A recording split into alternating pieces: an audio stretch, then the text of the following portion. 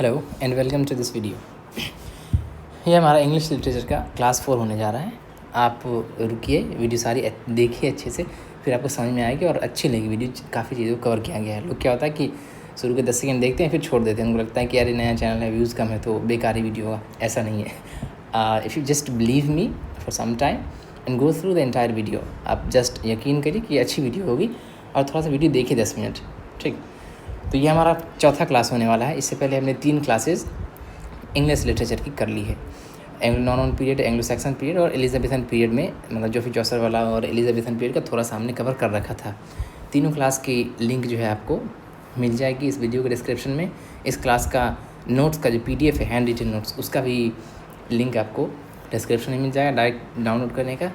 और आप दूसरी वीडियो को अगर देखना चाहते हैं तो हमारे चैनल पे एक प्लेलिस्ट बना हुआ है, इंग्लिश लिटरेचर 4 TRE 4। वहाँ पे आप क्लिक करके पिछले सारी वीडियो को देख सकते हैं, ठीक। एक वीडियो ढंग से बनाई गई है, हर चीज़ों को अच्छे से ईजी में एक्सप्लेन किया गया है और एग्ज़ाम ओरिएंटेड कंटेंट दिया गया है। ये सारे हैंड रिटन नोट्स हैं, अलग अलग रिसोर्सेज से लिखी गई। चलिए आज हम शुरू करते हैं। पिछले क्लास में हमने एडमंड स्पेंसर, फिलिप सिडनी, इन सब राइटर्स को हमने देख लिया था, उनके मेजर वर्क को देख लिया था। आज की क्लास में हम उससे आगे कवर कर रहे होंगे और विलियम शेक्सपियर के बिगिनिंग तक हम चले जाएंगे। मतलब विलियम शेक्सपियर को काफ़ी डिटेल में पढ़ना होता है हमें, उन्होंने काफ़ी कुछ वर्क लिखा है, उसके बाद भी काफ़ी सारे राइटर हैं। तो आज की वीडियो में हम यूजुअली क्या करेंगे, मतलब नॉर्मली क्या करेंगे कि वहाँ से स्टार्ट करेंगे जहाँ तक हमने कल छोड़ा था, मतलब लास्ट वीडियो में छोड़ा था, और वहाँ से लेकर के चलेंगे हम विलियम शेक्सपियर तक। मतलब उससे पहले के जितने भी राइटर हुए हैं उन तक को हम कवर करेंगे। और इसी में सबसे एक मेजर जो एक इम्पोर्टेंट चंक आएगा वो आएगा यूनिवर्सिटी वीट्स का। यूनिवर्सिटी वीट्स में जैसे आप जानते होंगे क्रिस्टोफर मार्लो हैं, ये सब है। तो चलिए आज हम शुरू करते हैं अपना वीडियो बिना किसी देर के। ये क्लास 4 है, चलिए। Elizabethan age continue. पिछली क्लास में हमने एलिजाबेथन एज स्टार्ट किया था, वही कंटिन्यू, ठीक। सबसे पहला नाम आता है हमारा जॉर्ज चैपमैन का। देखिए चैपमैन ने कुछ एक काम किया है, लेकिन मेजरली इसको जाना जाता है वो इसके लिए, हीरो एंड लिएंडर के लिए। ये इनका अपना वर्क नहीं था। आगे पढ़ेंगे क्रिस्टोफर मार्लो के बारे में, जो कि एक यूनिवर्सिटी वीट्स थे। उन्हीं का ये एक अनफिनिश्ड पोइटिक वर्क है, Hero and Leander. Christopher Marlowe ने 4 प्ले लिखा है, ट्रेजिक प्ले, और 2 पोइटिक वर्क लिखा है। उसी में से एक पोइटिक वर्क है हीरो एंड लिएंडर। तो एक अनफिनिश्ड वर्क था, तो उसी को फिनिश करने का काम किसने किया है? जॉर्ज चैपमैन ने, ठीक। और चैपमैन ने होमर को भी ट्रांसलेट किया है, ठीक। होमर को भी ट्रांसलेट किया। होमर एक एंशिएंट वर्क है और इसी टाइटल से आपको जॉन किट्स का एक वर्क मिल जाएगा, पोएम ओड मिलेगा actually, on first looking into Chapman's Homer. तो चैपमन्स होमर, इसी होमर की बात कर रहे हैं वो, ठीक है। चलिए, तो ये जॉर्ज चैपमैन के बारे में आपको इतना याद रखना है मेजरली कि उन्होंने क्रिस्टोफर मार्लो के हीरो एंड लिएंडर जो एक पोइटिक वर्क था उसको फिनिश किया था, ठीक है। चलिए आगे। Drama had a religious origin. देखिए जो ड्रामा की बात हो रही है, प्ले यानी कि जो स्टेज में परफॉर्म किया जाता था, जिसमें एक्टर एक्ट्रेस होते थे, सारी चीज़ होती थी, तो उसका एक रिलीजियस ओरिजिन था। हुआ क्या कि स्टार्टिंग में जो ड्रामा का बिगिनिंग है, हुआ क्या कि जो पोप्स थे यानी पादरी लोग चर्च के थे, वो लोग कोई सीन निकाल लिए बाइबल से, ठीक है, स्टोरी, बाइबल से कोई स्टोरी निकाल लिया, कोई सीन निकाल लिया, और उसको वो लोग परफॉर्म करवाया करते थे। तो यहीं से धीरे धीरे हमारा क्या हुआ, ड्रामा का ओरिजिन हुआ। यानी कि ड्रामा का जो ओरिजिन है हम देखें तो एक रिलीजियस है, यानी कि उसको पहले रिलीजियस पर्पज़ के लिए यूज़ किया था। हालांकि बाद में क्या हुआ कि जब उसमें वल्गैरिटी बढ़ी, ठीक है, वल्गैरिटी बढ़ी, तो क्या हुआ, फिर उन्हीं लोगों ने मना कर दिया कि नहीं आप चर्च में इसको परफॉर्म करना बंद करिए। और उसके बाद उन्होंने उसको सेंसर भी किया, यानी कि क्रिटिसाइज़ किया कि नहीं ये आप गलत कर रहे हो, ड्रामा को बैन कर देना चाहिए ऐसी। और ड्रामा इनफेक्ट बंद भी हो गया था। आप अगर देखोगे तो सेक्शन 42 का लाइसेंसिंग एक्ट आया था उसमें। तो ये सारी बात है। तो ड्रामा का जो एक ओरिजिन है वो एक रिलीजियस है, यानी कि चर्च से ये है, ये सारी चीज़ स्टार्ट हुई, फिर जा करके वो काफ़ी पॉपुलर हुई, ठीक है। अब 2 टर्म है यहाँ पे, एक है पेजेंट्री, एक मास्क। देखिए होता क्या है, जैसे अगर आप पुरानी मूवीज़ देखोगे उसमें क्या हुआ कि आप देखोगे कि जैसे कोई राजा जा रहा है तो तरह तरह का जो है ये किया जाता था। जैसे अभी भी आप देखोगे, जैसे कि अभी रिसेंटली जो है JD वांस आए हुए थे इंडिया में, तो आपने देखा होगा कि वहाँ पे काफ़ी लोग जो है फोक डांसर रही होगी वहाँ पर, मतलब उनको वेलकम करने के लिए, ठीक। तो इसी तरह का अर्लियर टाइम में भी होता था कि जब ऐसे मोनार्क जा रहा है, ठीक, तो लोग जो है यहाँ पे परफॉर्म किया करते थे आसपास में, ठीक। तो इसी को पेजेंट्री कहा जाता था। कभी कभी ये पैदल हुआ करते थे और कभी कभी एक पर्टिकुलर कार्ट पे हुआ करते थे, इसको पेजेंट्री कहा जाता था। ठीक, समझ में आएगा की बात। ये एक टाइप का छोटा मोटा ड्रामा ही है। अब ये कहिए कि ड्रामा थोड़ा लंबा होता है, पेजेंट्री छोटा होता है, एपिसोडिक होता है। मास्क क्या है? मास्क भी कुछ उसी टाइप का है, लेकिन ये कोर्ट में परफॉर्म किया जाता था। ठीक, जैसे कि कोई मोनार्क बैठा हुआ है, कोई किंग या कोई क्वीन बैठी हुई है, तो उसकी इंटरटेनमेंट के लिए ठीक वही चीज़ किया जाएगा। म्यूज़िक है, कोई छोटा सा पोएम है, या कोई ऐसे फेशियल एक्सप्रेशन है, या कोई छोटा सा ड्रामा टाइप का है, वो किया जाता था, तो उसको हम मास्क बोलते थे। तो इन दोनों ने भी, पेजेंट्री ने भी और मास्क ने भी ड्रामा के डेवलपमेंट में जो है वो काफ़ी हद तक हेल्प किया है। आप समझ गए, पेजेंट्री और मास्क। पेजेंट्री एक छोटा सा मतलब एक इनफॉर्मल टाइप का ड्रामा होता था, जो कि अक्सर मोनार्क को या किंग या क्वीन को वेलकम करते टाइम किया जाता था। मास्क कोर्ट्स में परफॉर्म किए जाते थे। मास्क के बारे में एक क्वेश्चन आप याद रखिएगा कि जो बेन जॉनसन हैं, बेन जॉनसन, उन्होंने बहुत सारा मास्क लिखा है। ठीक है, द मास्क ऑफ सैटीर, इस टाइप का और काफ़ी सारा मास्क है।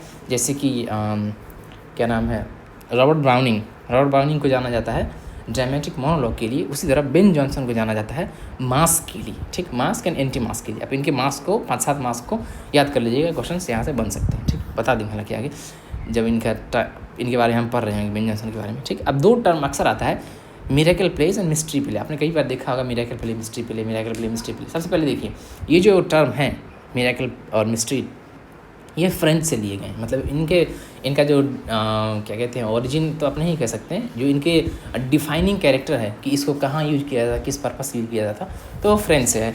देखिए, फ्रेंच में जो अर्लियर प्ले हुआ करते थे मेडिवल टाइम के, ठीक, उनको हम मिरेकल और मिस्ट्री प्ले में डिवाइड किया करते थे, कैटेगराइज किया करते थे। होता क्या था कि कोई भी एक ऐसा प्ले मतलब ड्रामा परफॉर्मेंस, जिसमें किसी सेंट के बारे में बोला जाता था, किसी पोप की लाइफ के बारे में हुआ होता था, तो उसको हम क्या बोलते थे, मिरेकल प्ले। ठीक, मिरेकल प्ले। आप इस तरह से याद रखिए कि सेंट जो है, ये जो बाबा एक तरह से ये वो जादू दिखाने का काम करता है, यानी कि मिरेकल, चमत्कार दिखाने का काम करता है, मिरेकल दिखाने का, तो मिरेकल प्ले। तो सेंट्स के लाइफ को जो है जिस प्ले में डिपिक्ट किया जाता था, या जो प्ले सेंट के लाइफ पर बेस्ड होता था, उनको हम मिरेकल प्ले कहते थे। वही मिस्ट्री प्ले क्या है, लाइफ ऑफ क्राइस्ट और स्टोरी फ्रॉम द बाइबल। जब बाइबल से कोई स्टोरी ली गई, या जीसस क्राइस्ट, ईसा मसीह जिसको बोलते हैं, ईसा मसीह के लाइफ पर कोई अगर प्ले बेस्ड है, तो उनको हम मिस्ट्री प्लेज बोला करते थे। अच्छा, ये डिस्टिंक्शन फॉलो किया जाता था स्ट्रिक्टली फ्रेंच में, फ्रेंच लिटरेचर में। अगर इंग्लिश कॉन्टेक्स्ट में बात करें, इंग्लिश लिटरेचर की बात करें, इंग्लैंड के लिटरेचर की बात करें, तो वहाँ ये डिस्टिंक्शन बहुत हद तक नहीं था।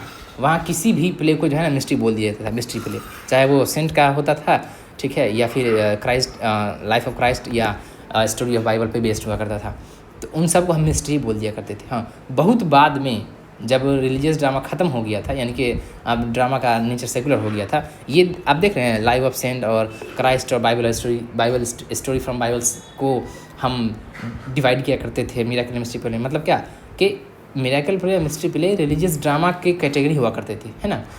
तो इंग्लैंड में ऐसा नहीं था। इंग्लैंड में किसी भी प्ले को इस टाइप के, चाहे वो सेंट की लाइफ पर बेस्ड हो, या लाइफ ऑफ क्राइस्ट पर बेस्ड हो, या स्टोरी फ्रॉम बाइबल हो, उन सबको मिस्ट्री बोला करते थे। बहुत बाद में जब रिलीजियस ड्रामा ख़त्म हो गया था और एक सेकुलर ड्रामा का पार्ट आ गया था, तब जा करके वहाँ पर मिरेकल मिस्ट्री प्ले यूज़ किया जाने लगा। तो आपको दोनों चीज़ ध्यान में रखना है। ठीक, अगर नॉर्मली क्वेश्चन पूछ रहा है कि बताइए मिरेकल प्ले क्या होता है, और वहाँ पे सेंट के बारे में है, या मिस्ट्री प्ले पूछ रहा है वहाँ पे क्राइस्ट के बारे में, तो आपको टिक मार देना है। अगर स्पेशली पूछ दे कि इंग्लैंड में बताइए, तो इंग्लैंड के केस में आप दोनों में ही मिस्ट्री प्ले मार सकते हैं। It's not a big deal.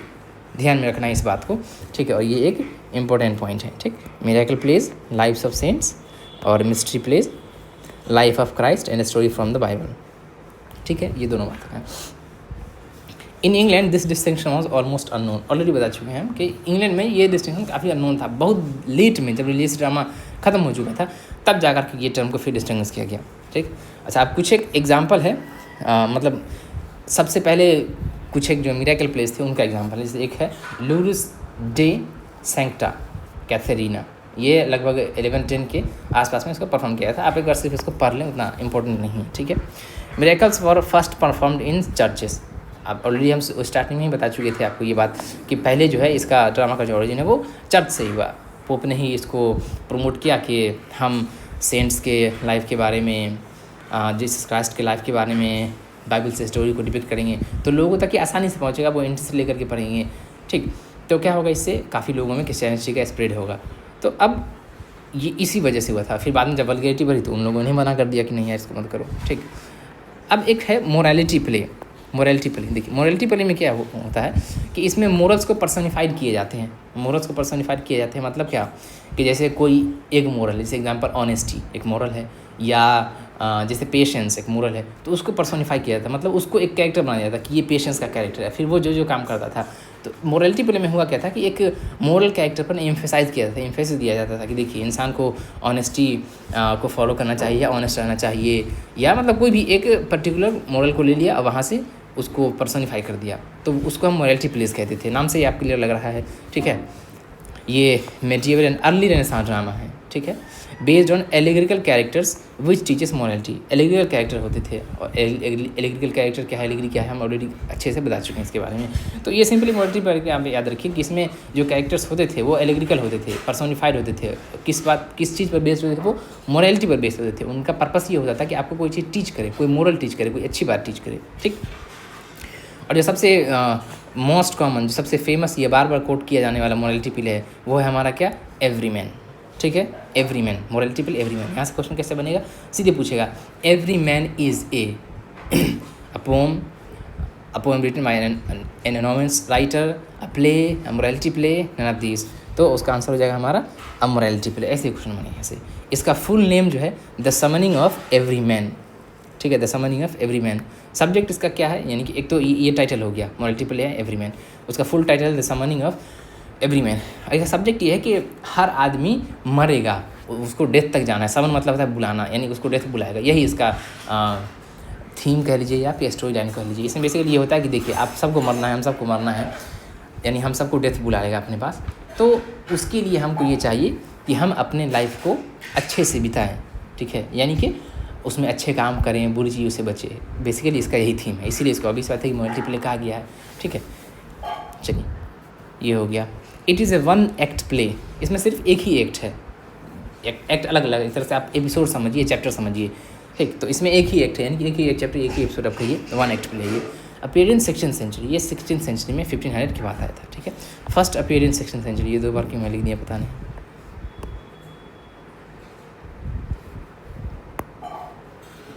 खैर रहने दीजिए, ठीक है। अच्छा, इसके एंटेगोनिस्ट का नाम मैंने लिख दिया है, आ सकता है कभी, fellowship, kindred, cousin and goods, ये सब इसके एंटेगोनिस्ट हैं, ठीक। कुछ एक और अदर मोरलिटी प्ले हैं जो कि ठीक ठाक है, मतलब उनसे क्वेश्चन बन सकते हैं।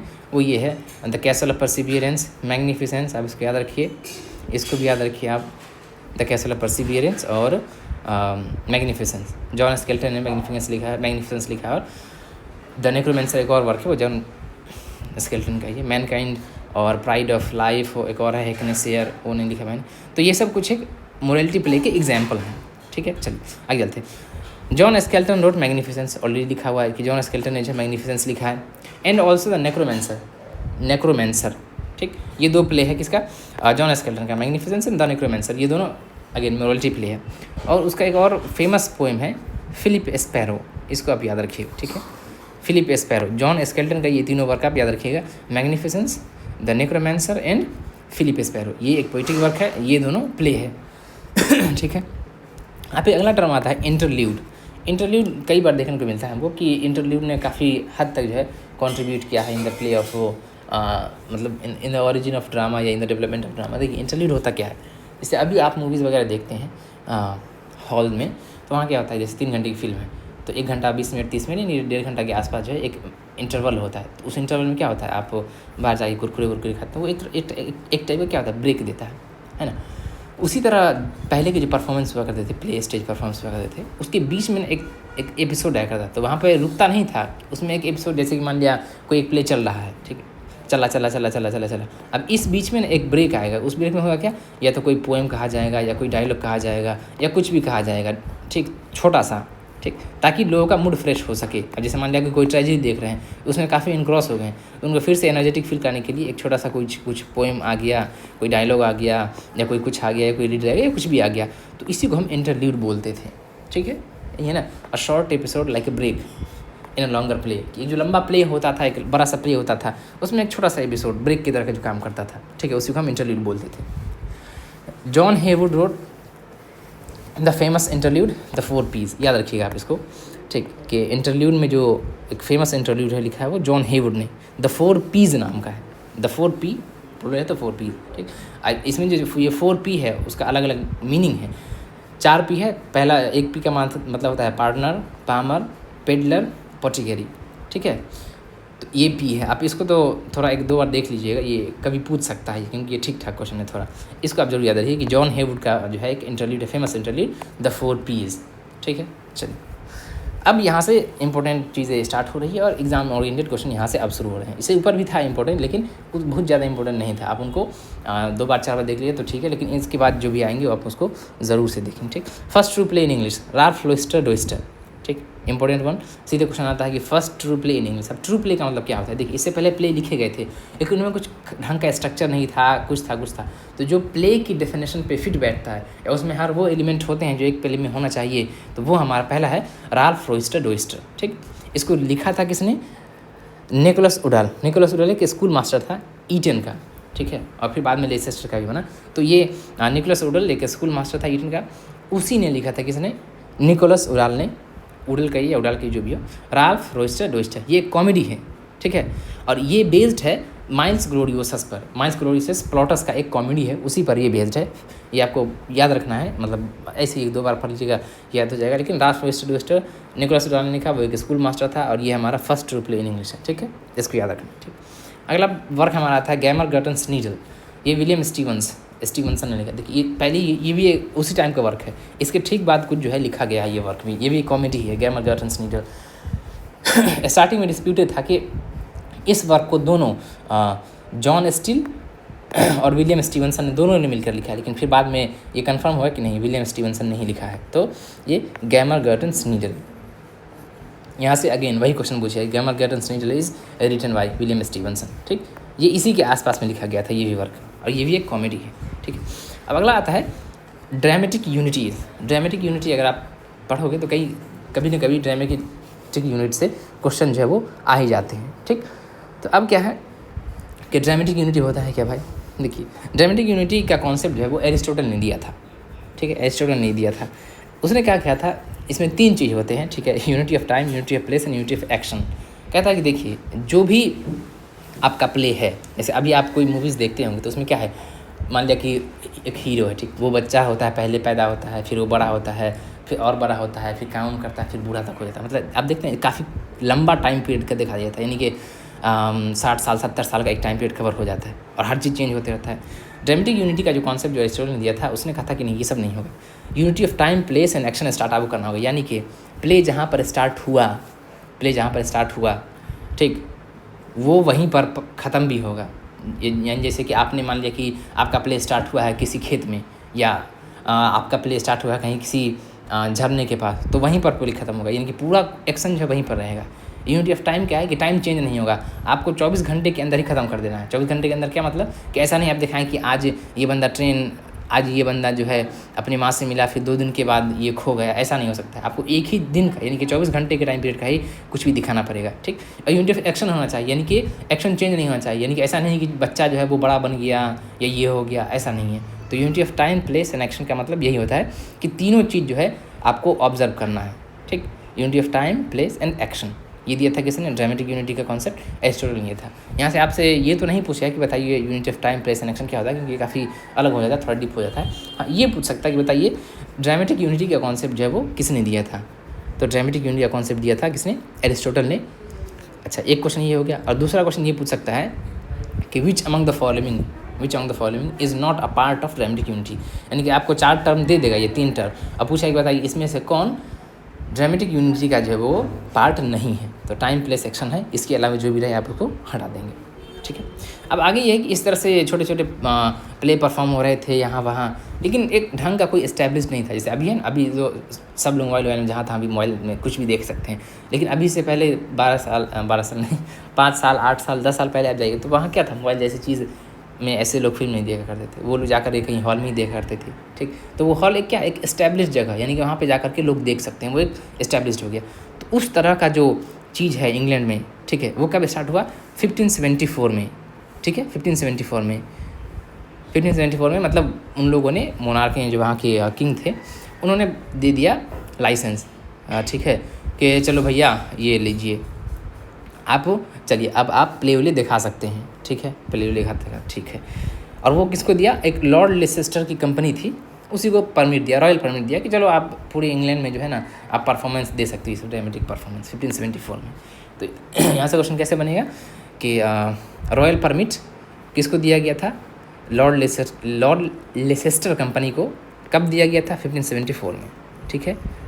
समझ में आ गई बात, इतना याद रखना, ठीक। अच्छा, इसी के 2 साल के बाद पहला थिएटर पब्लिश नहीं, मतलब पहला थिएटर जो है वो इस्टेब्लिश किया गया, जिसका नाम था द थिएटर। और इसको इस्टेब्लिश किसने किया था, जेम्स बर्बेज ने। और ये कब इस्टेब्लिश हुआ था, 1576 में, यानी उसके ठीक 2 साल के बाद। यानी 1574 में लाइसेंस मिल गया और 1576 में जेम्स बर्बेज नाम का आदमी फिन्सबरी फील्ड्स में जो है द थिएटर नाम का एक थिएटर इस्टेब्लिश किया। इसी द थिएटर में जब विलियम शेक्सपियर पहली बार इंग्लैंड आया था, ठीक है, आया था जो भी हो 1587 के आसपास, तो इसी कंपनी में जो है उन्होंने काम शुरू किया था, यानी कि इसी कंपनी को ज्वाइन किया था। फिर बाद में उनका द ग्लोब नाम का खुद का शेयर वाला थिएटर खोल किया था, वो अलग बात है।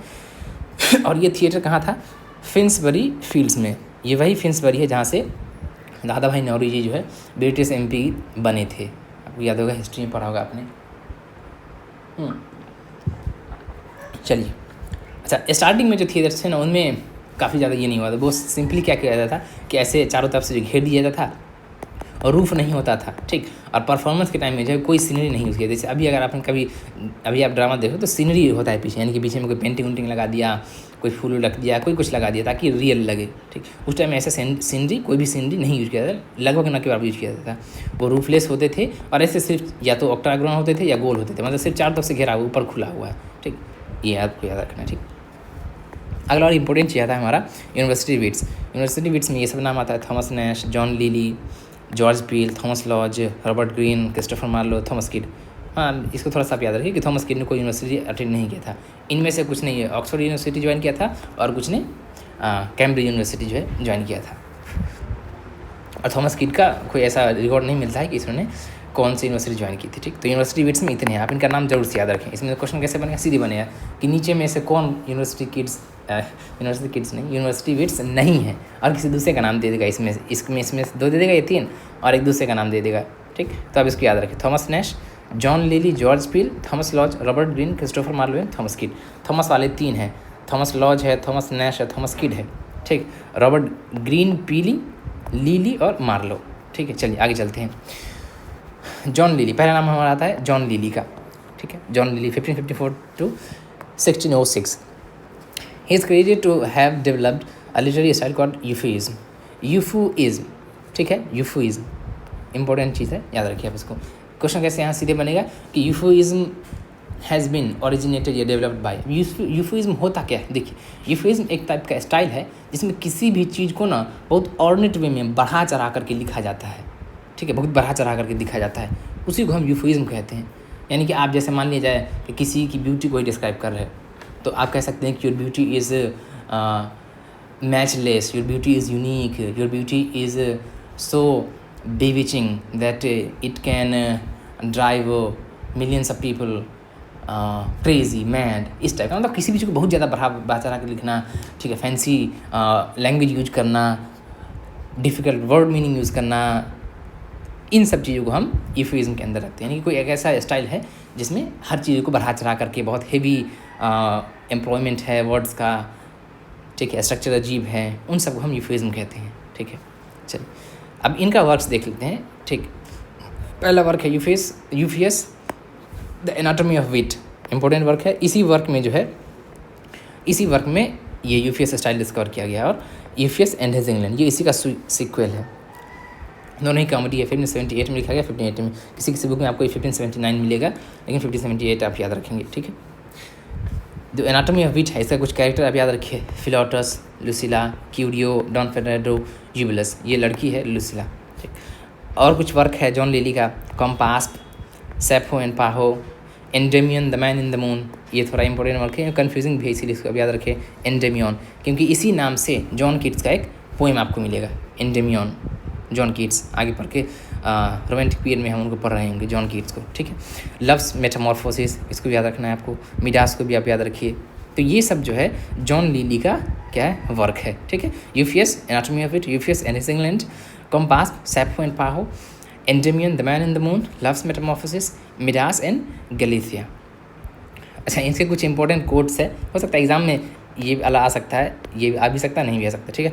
All is fair in love and war, आपने सुना होगा इसको, कई बार आपने यूज़ भी किया होगा। तो ये यूफियस का ही कोट है, जॉन लिली का जो वर्क है यूफियस, ठीक।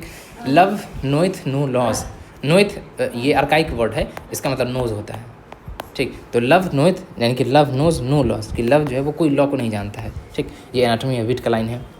Fish and guests in 3 days are still, कहता है जो फिश है और गेस्ट होते हैं वो 3 दिन में बासी हो जाते हैं, यानी कि वो यूज़ करने लायक नहीं होते हैं, ठीक। ये एनाटॉमी ऑफ विट का कोट है, ठीक। चलिए अगला नाम आता है, बहुत ही इंपॉर्टेंट नाम आता है, वो हमारा क्रिस्टोफर मार्लो का नाम आता है, ठीक। क्रिस्टोफर मार्लो, सबसे पहली बात, बहुत जगह आपको ऐसी थ्योरी मिलती है, conspiracy theory, Christopher Marlowe 29, actually इनका डेथ 29 साल में हो गया था, लेकिन बहुत लोग कहते हैं कि नहीं, वो मरे नहीं थे, वो अपना नाम चेंज करके विलियम शेक्सपियर के नाम से जो है प्ले लिख रहे थे, या इनको लेकर काफ़ी सारी कंट्रोवर्सी है, ठीक। मैंने बता दिया सिर्फ। अब एक्चुअली क्या है कि इनका डेथ जो है वो 29 ईयर में हो गया था, वो एक एक्सीडेंट में। एक्सीडेंट क्या था कि एक्चुअली कहा जाता था क्या कि ऐसा एलिज था कि जो मोनार्क थे, क्वीन थी ना, उसके स्पाई के तौर पर ये काम किया करते थे, ठीक। तो इस पर बहुत सारा केस भी हुआ था, और फिर ये यूनिवर्सिटी बीच में छोड़ भी दिए थे, बहुत सारा, आप इनकी स्टोरी को पढ़ोगे ना, बहुत चीज़ अलग अलग आपको दिखने को मिलेगा। तो एक जो मतलब इन था, यानी कि आपके जहाँ पे शराब लोग पीते हैं, ठीक है, वहाँ पर ये ऐसे ही एक झगड़े में इन्वॉल्व हो गए थे, और एक इनग्राम फ्रीजर नाम का बंदा था, ठीक है, इनग्राम फ्राइजर जो भी कहिए, उसने जो है इसको चाकू मार दिया था, तो वहीं जो है इनकी डेथ हो गई थी, ठीक है। Ben Jonson coin the term Marlowe's mighty lines. जब आप वर्क्स को पढ़ेंगे क्रिस्टोफर मार्लो की, तो इन्होंने अभी से बात है कि ब्लैंक वर्स में इन्होंने प्ले लिखा है, तो इनके जो लाइन्स हैं ना वो बहुत ही अच्छे हैं। अच्छे का मतलब क्या कि एक एक लाइन जो है ना काफ़ी सेंस को कवर करता है, काफ़ी अच्छे से इन्होंने लिखा है। तो इसी बात को देखते हुए, ठीक, माइटी लाइन्स का मतलब कि काफ़ी प्रोफाउंड मीनिंग होती है इनके लाइन्स में। इसी बात को देखते हुए बेन जॉनसन ने इनके लिए टर्म डिफाइन किया था, मार्लोज माइटी लाइन्स, ठीक। तो यहाँ से क्वेश्चन बन सकता है, who is known for his mighty line, तो Christopher Marlowe. And who coined the Marlowe's mighty line term, तो वो बेन जॉनसन है, ठीक है। All his tragedies are one man tragedy and are called Marlowesque, ये इंपॉर्टेंट पॉइंट है, ठीक है। देखिए इनका जो भी ट्रेजेडी है, 4 ट्रेजेडी है, आप आगे देखेंगे, टेम्बरलिन, द ज्यू of Malta, doctor Faustus, Edward second, और आप उस सबको पढ़ेंगे तो आपको लगेगा कि जो भी पूरा स्टोरी है, जो पूरा ट्रेजेडी है, वो एक आदमी के आसपास घूम रहा है, ठीक। वही सबको मतलब वो पूरे स्टोरी को वही लीड कर रहा है, उसी के अराउंड सारी स्टोरी जो है सेंटर हो रही है। वो दिखाए कि वो किस तरह पावर का भूखा है, या वो नॉलेज का भूखा है, या वो पैसे का भूखा है, और किस तरह वो फिर जा करके लास्ट में मर जाता है। तो सारी स्टोरी उसी के अराउंड रिवॉल्व कर रही होती है। तो इसीलिए इसको वन मैन ट्रेजेडी दिखाया था, और वहीं से एक टर्म आया है मार्लोएस्क, ठीक, मार्लोएस्क। समझ आ गई बात। तो वन मैन ट्रेजेडी क्यों बोला था इसको, और मार्लोएस्क क्यों बोला था। मार्लोएस्क बोला गया क्योंकि क्रिस्टोफर मार्लो का ऐसा वर्क है, और वन मैन ट्रेजेडी क्यों बोला है क्योंकि सारी स्टोरी की जो है मेजर कंपोनेंट, और जो स्टोरी जो रिवॉल्व होती है वो एक कैरेक्टर के आसपास होती है, ठीक है, सेंटर्ड होता है उस कैरेक्टर पर, इसीलिए इसको हम मार्लोएस्क और वन मैन ट्रेजेडी बोलते हैं, ठीक है। हिज वर्क, उनके वर्क को देख लेते हैं। सबसे पहला वर्क है टेम्बरलिन द ग्रेट। टेम्बरलिन द ग्रेट, ये आपने इंडिया के आप हिस्ट्री पढ़ोगे, मीडियल पीरियड का, दिल्ली सल्तनत वाला पीरियड, तो वहाँ पे आपको नाम है तैमूर लंग, ठीक है। तैमूर लंग कैरेक्टर दिखेगा, वो इंडिया में भी आ चुका है एक्चुअली, तो उसी पर ये बेस्ड, वो पर्शियन किंग था, ठीक, तिमूर उसी पर जो है वो ये बेस्ड है, ये टेम्बरलिन। इसका कैरेक्टर क्या है, जेनोक्रेट, थेरेडमास, बासाजेथ, जबीना, माइस्ट्रेस, ओलिम्पिया, कैलिफस, ठीक है। और इस वर्क में क्रिस्टोफर मार्लो ने टेम्बरलिन द ग्रेट में ओविड को मेंशन किया है एक्सप्लिसिटली, ठीक है। ओविड उसको एक्सप्लिसिटली मेंशन किया है, ठीक। ओविड कौन है, अगेन एंशिएंट राइटर है, इटालियन है, पुराने वाले हैं, बहुत पुराने वाले, BCE में आपको मिलेंगे, ठीक। यहाँ से क्वेश्चन सीधे पूछ सकता है कि who has mentioned Ovid in his work explicitly, तो Christopher Marlowe. In which work, Tamburlaine में। द मैसेकर एट पेरिस, ये एक इनका अनफिनिश्ड वर्क है, द मैसेकर एट पेरिस, ठीक। अच्छा, इसी से मिलता जुलता एक नाम है, on the late massacre in Piedmont, तो वो जॉन मिल्टन ने लिखा है, वो एक सोनेट है वो, ठीक है। ही रोट 2 पोइटिक वर्क्स, बता चुका हूँ मैं पहले ही कि उनका 2 पोइटिक वर्क है, एक है the passionate shepherd to his love, unfinished है, और दूसरा हीरोइन लिएंडर, ठीक। वो देखा था हमने ऊपर में, जॉर्ज चैपमैन ने इसको फिनिश किया था, ठीक। The passionate shepherd to his love, poetic work number 1, और हीरो एंड लिएंडर, एक अनफिनिश्ड वर्क था जिसको जॉर्ज चैपमैन ने फिनिश किया था। ठीक है। अगला वर्क है इनका डॉक्टर फॉस्टस। डॉक्टर फॉस्टस ये बेस्ड है एक जर्मन अल्केमिस्ट थे, डॉक्टर जोहान वॉन फॉस्ट, उसी के लाइफ पर। अल्केमिस्ट मतलब क्या होता है, देखिए पुरानी टाइम में मान्यता था कि कुछ लोग ऐसे होते हैं, उनके अंदर ये पावर होता है ना कि वो ऑर्डिनरी मेटल, ठीक है, ऑर्डिनरी मेटल यानी कि आम मेटल को लेकर के वो उनको सोना में चेंज कर सकते हैं। उनको हम एल्केमिस्ट कहते हैं, यानी कि कुछ एक ऐसे केमिकल रिएक्शन परफॉर्म करवा करके वो उनको सोना में चेंज कर सकते हैं, ठीक। तो उन्हीं को अल्केमिस्ट कहते थे।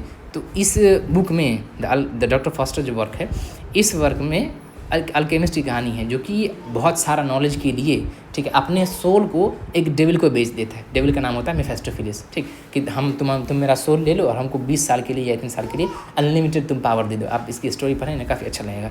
और फिर वो कैसे अपना टाइम को फालतू में बर्बाद करता है, जब उसका सोल डेविल लेने के लिए आता है तो फिर क्या सब होता है, ठीक। इसी पर ये बेस्ड है। इसका कैरेक्टर है मेफेस्टोफिलिस, अब इसी बात है यही डेविल है जिसको वो समन करता है, ठीक है। वैगनर है उसका सर्वेंट, ठीक है। फिर लूसीफर है, फिर good angel and evil angel है, होरस है और रोबिन है, ठीक। चलिए आगे चलते हैं। अगला वर्क है द ज्यू ऑफ माल्टा। इंपॉर्टेंट वर्क है ज्यू ऑफ माल्टा। एक मनी लेंडर, ये जो बैरबास है ये एक जूइश मनी लेंडर है। प्रोटैगनिस्ट यही है, जूइश मतलब यहूदी, और मनी लेंडर मतलब पैसा देने वाला। आप एक साहूकार कह लीजिए, शायद साहूकारी बोलते हैं हिंदी में, साहूकार ये देनदार पता नहीं जो भी हो, यानी कि पैसा देने वाला, यानी कि कर्ज देने वाला, सूद पर पैसे देने वाला, ऋण पर पैसे देने वाला बरबास है ये, ठीक है। इसी पर ये स्टोरी है, ये प्रोटैगनिस्ट है। इसका जरूर नाम याद रखिए। सीधे यहाँ से क्वेश्चन बनता है कि in which play of William Christopher Marlowe character name Barabas appears Jew of Malta. ये Jew of Barabas is a character in which play of Christopher Marlowe Jew of Malta, ठीक है। कुछ अलग कैरेक्टर हैं, Ferneze, Ithamore, Abigail, Don Mathias, Machiavelli. ये narrator है, यानी कि इस वर्क का जो नैरेटर है वो मैकियावेली है, ठीक है। अगला जो वर्क है इनका, और ये लास्ट प्ले है, एडवर्ड सेकंड। ये एक किंग का कहानी है, ठीक है, कि किस तरह वो अपने मंत्री के चक्कर में फंस करके बर्बाद हो जाता है, ठीक है। वो मॉर्टिमर जूनियर और पियर्स गैस्टन, ठीक है, पियर्स गैस्टन और मॉर्टिमर जूनियर, एडवर्ड सेकंड, ठीक। ये भी एक ट्रेजेडी ही है, इन्होंने सारी ट्रेजेडी ही लिखा, ठीक है। इनके कैरेक्टर को आप देख लीजिए, मॉर्टिमर जूनियर, इसाबेला, ये प्रोटैगनिस्ट है, प्रोटैगनिस्ट है, ठीक है। प्रोटैगनिस्ट ही एंटागनिस्ट है एक्चुअली, देखना होगा, मुझे भूल गया मैं। Piers Gaveston, Edmund Guy Lightborn and Spencer Junior, ठीक। अच्छा, एक और वर्क है जो कि आपको किसी बुक में जल्दी नहीं मिलेगा, कहीं कहीं ये मेंशन मिलेगा, कहीं कहीं ये मेंशन नहीं मिलेगा। डीडो क्वीन ऑफ कार्थेज, ये एक वर्क है क्रिस्टोफर मार्लो, और मतलब कहीं भी लिखा आपको मिलेगा ना, कई बुक में ये नहीं मिलेगा, मतलब वो मेंशन ही नहीं करते। कई बुक में मिलेगा कि क्रिस्टोफर मार्लो ने इसे शुरू किया और थॉमस नेस ने इसे ख़त्म किया, इसलिए आप इसको याद रखें, हो सकता है पूछ दिया जाए, ठीक है। अगला नाम आता है थॉमस किड का, ठीक है, थॉमस किड का। इनका वर्क है द हाउस होल्डर्स फिलॉसफी और कॉर्नेलिया, ठीक। और इनका सबसे इंपॉर्टेंट वर्क है जिस पर इनका फेम सारा चीज़ है, वो है द स्पेनिश ट्रेजेडी, या इसी का दूसरा नाम है या फुल नेम है हिरोनिमो इज मैड अगेन। बहुत इंपॉर्टेंट वर्क है ये, बहुत इंपॉर्टेंट वर्क है, आप इसको जरूर से याद रखें, ठीक। द स्पेनिश ट्रेजेडी और हिरोनिमो इज मैड अगेन, और ये शायद पूछा भी है लास्ट ईयर में, थॉमस किड का ये वर्क है, ठीक। Setting of this play is in Spain and Portugal. अब स्पेनिश ट्रेजेडी तो स्पेन में और पोर्टुगल, यानी कि इसका जो सेटिंग रखा गया है वो स्पेन और पोर्टुगल में रखा गया है, ठीक है। पोर्टुगल के जो कैपिटल है वो लिस्बॉन है, और स्पेन का रियल मैड्रिड होना चाहिए, इसे पता नहीं हो सकता। पब्लिश्ड एनोनिमसली इन 1592, ये एनोनिमसली पब्लिश हुआ था, ठीक। इसके एंटागोनिस्ट लॉरेंजो है, इंपॉर्टेंट है, याद जरूर रखें आप। और प्रोटैगनिस्ट जो है वो हिरोनिमो है, वही हिरोनिमो जिसके नाम पे इस वर्क का जो है वो टाइटल है, हिरोनिमो इज मैड अगेन या the Spanish tragedy. Other characters है बिल एम्पीरिया, याद रखिए, होरेशियो याद रखिए, बाल्थाजार याद रखिए, इन तीनों कैरेक्टर का भी याद रखिए, ये इंपॉर्टेंट वर्क कैरेक्टर है। रिवेंज, इसाबेला, सैब्रीन, पेड्रिंगैनो, ये सब कुछ अदर वर्क है, ठीक। T S. Eliot quoted the title and the play in his poem the वेस्टलैंड। इंपॉर्टेंट चीज़ को याद रखिए कि टी.एस. एलियट ने जो है अपने एक पोएम द वेस्टलैंड में इस वर्क को जो है कोट किया है, ठीक। चलिए अगला नाम हमारा आता है रॉबर्ट ग्रीन। रॉबर्ट ग्रीन को बेसिकली हम लोग इसे जानते हैं क्योंकि इसने विलियम शेक्सपियर को क्रिटिसाइज़ किया था, काफ़ी नाजुक तरीके से क्रिटिसाइज़ किया था, ठीक। फ्रायर बेकन एंड फ्रायर बंगे, इनका एक वर्क है जिसका कैरेक्टर एडवर्ड लेसी मार्गेट, उतना इंपॉर्टेंट नहीं, आप सिर्फ इसके याद रखें कि friar Bacon and friar Bungay Robert Greene का वर्क है, ठीक। कुछ एक और इनका अलग वर्क है, Pandosto, Menaphon, the history of Orlando Furioso, Alphonsus the king of Aragon, ठीक। इसमें आप पेंडोस्टो, मेनाफॉन, इन सबको याद रखें। The history of Orlando Furioso, ये एरियोसोटो के ऑरलैंडो फ्यूरियोसो पर बेस्ड है, ठीक। रॉबर्ट ग्रीन अटैक्ड शेक्सपियर, ये बहुत इंपॉर्टेंट है, यहाँ से क्वेश्चन आते हैं रॉबर्ट ग्रीन ने जो है विलियम शेक्सपियर को अटैक किया है। उनको क्या कहा कि अप स्टार्ट क्रो है, he is an upstart crow. एक पैम्फलेट में जिसका टाइटल था groats worth of wit bought with a million of repentance. ठीक, ये एक पैम्फलेट था, ठीक, जिसमें रॉबर्ट ग्रीन ने विलियम शेक्सपियर को अटैक किया था इन अप स्टार्ट क्रो बोल करके, और वो शेक्सिन टर्म यूज़ किया करते थे विलियम शेक्सपियर की। ठीक, एक्चुअल लाइन है जिसमें कहा गया था वो ये है, an upstart crow beautified with our feathers. तो यहाँ से क्वेश्चन क्या आएगा, सबसे पहले तो ये आएगा कि an upstart crow beautified with our feathers is said by Robert Greene. Said for whom, तो William Shakespeare. Appears in which pamphlet groats worth of wit bought with a million of repentance. Robert Greene coined या used which term for William Shakespeare, तो Shakescene. ठीक, और who has called William Shakespeare in upstart crow, Robert Greene. तो इस type के question अलग अलग घुमा घुमा करके ऐसे बन सकते हैं, आपने देख लिया। ठीक है, चलिए ये हो गया रॉबर्ट ग्रीन की बात। अगला नाम हमारा आता है थॉमस लॉज का। बहुत ज़्यादा इंपॉर्टेंट वर्क नहीं है, कुछ कुछ इंपॉर्टेंट वर्क है। सिसिलियाज मेटामॉर्फोसिस, रोजालिंड, ये थोड़ा इंपॉर्टेंट वर्क है। इसी पर विलियम शेक्सपियर का एक वर्क आता है एज यू लाइक इट, वो बेस्ड है, इसीलिए इंपॉर्टेंट हो जाता है। ठीक है, looking glass for London and England, और ये कुछ एक माइनर वर्क है। The wounds of civil war और मार्गरेट ऑफ अमेरिका। ठीक है, ये सब वर्क है। अगला नाम आता है थॉमस नैश का, द अनफॉर्चुनेट ट्रैवलर और the life of Jack Wilton. ठीक है, यही एक इंपॉर्टेंट वर्क है इनका, जो कि आप याद रख सकते हैं। ठीक, तो इस क्लास में हमने देख लिया यूनिवर्सिटी विट्स को कवर कर लिया अच्छे से, उनके जो इंपॉर्टेंट वर्क थे। यूनिवर्सिटी विट्स में और बातें कही जा सकती है, लेकिन वो सब हमारे एग्ज़ाम और मतलब एग्ज़ाम के पर्पज़ से ज़रूरी नहीं है। ठीक, इसलिए मैंने उनको स्किप कर दिया। जो जो इंपॉर्टेंट चीज़ें थी, चाहे वो ऑथर हो या उनका वर्क हो या कैरेक्टर हो, उन सबको मेंशन कर दिया मैंने। ठीक है, ऑलमोस्ट। अब जो भी चीज़ इसमें कवर कर दिए हैं यूनिवर्सिटी विट्स को और कुछ राइटर को, इसके बाद जो है अगली क्लास में हम विलियम शेक्सपियर से आगे कवर कर रहे हैं, यानी विलियम शेक्सपियर से आगे कवर कर रहे हैं, और दूसरे विलियम शेक्सपियर है, बेन जॉनसन है, और उनके जो कॉन्टेम्प्रेरी उस पीरियड की। ठीक, अभी एलिजाबेथन पीरियड ही हम कवर कर रहे हैं। अब चूँकि इसे एलिजाबेथन पीरियड को golden age of English literature बोला जाता है, तो अभी से बात है इसमें काफ़ी कुछ होगा, काफ़ी लंबा भी चलेगा। तो एक क्लास और हो सकता है कि एलिजाबेथन पीरियड पर हमारी चले, और उसमें हम इंपॉर्टेंट राइटर को कवर कर रहे होंगे। ठीक है, तो ये सारी बात हो गई आज की क्लास में। इतना ही। कुछ आपको अगर पूछना हो, कोई डाउट रहा हो, तो आप कमेंट सेक्शन में पूछ सकते हैं। अपने फ्रेंड्स का शेयर करिए जो लोग तैयारी कर रहे हैं किसी भी टीचिंग एग्ज़ाम की जिसमें लिटरेचर का पोर्शन होता है, चाहे वो TRE हो, यूपी का TGT PGT हो, या DCSB हो, EMRS हो, कोई भी लिटरेचर का पोर्शन जिसमें होता हो जिस टीचिंग एग्ज़ाम में, आप उनको ये वीडियो सजेस्ट कर सकते हैं। काफ़ी प्लेन वे में, काफ़ी बिना ऐसे कुछ फालतू चीज़ों को मेंशन किए हुए, मैं सिर्फ और सिर्फ टू द पॉइंट करता हूँ। इसका नोट्स अगेन आपको PDF में डाउनलोड करने का लिंक मिल जाएगा। दूसरी वीडियो आप देखना चाहते हैं, ठीक है, इस सीरीज़ की, तो आपको हमारे चैनल पर प्ले लिस्ट बना हुआ बाहर मिल जाएगा। That's it for today and I will see you in the next video. Take care.